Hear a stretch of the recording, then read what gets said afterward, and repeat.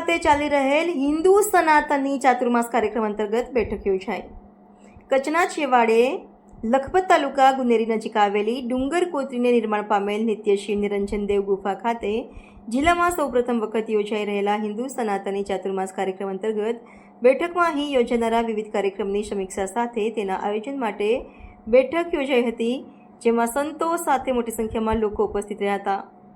કચ્છ જિલ્લામાં સૌપ્રથમ વખત ગુનેરી ગુફા ખાતે રાષ્ટ્રીય મહાકાલ સેનાના સંસ્થાપક દિગંબર ખુશાલ ભારતીજી મહારાજ ઋષિ આશ્રમ મેવડાના સાનિધ્યમાં ચાલી રહેલા હિન્દુ સનાતનની ચાતુર્માસની ઉજવણીના અંતર્ગતના ધાર્મિક કાર્યક્રમમાં આગામી દિવસોમાં અહીં શ્રાવણ માસ દરમિયાન યોજાનાર પાર્થિક શિવલિંગ પૂજા,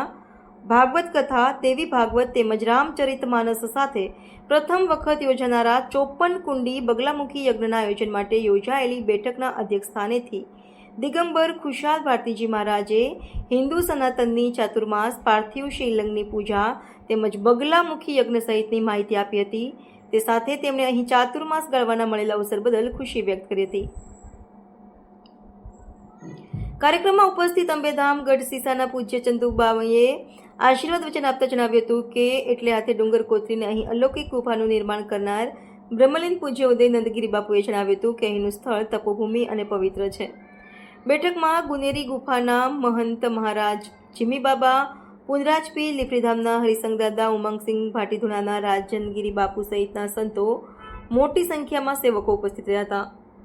શ્રાવણ માસ દરમિયાન 25/7થી દરરોજ સવારના પાર્થિવ શિવલિંગ પૂજન તેમજ ધાર્મિક કાર્યક્રમો તારીખ 13/8થી 19/8 સુધી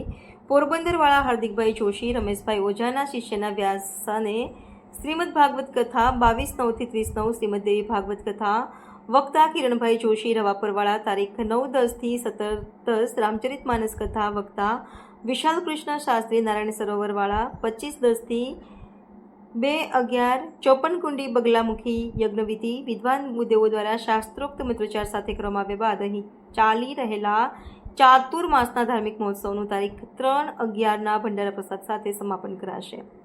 સ્ટોરી રમેશભાઈ ભનુશાળી, નલિયા।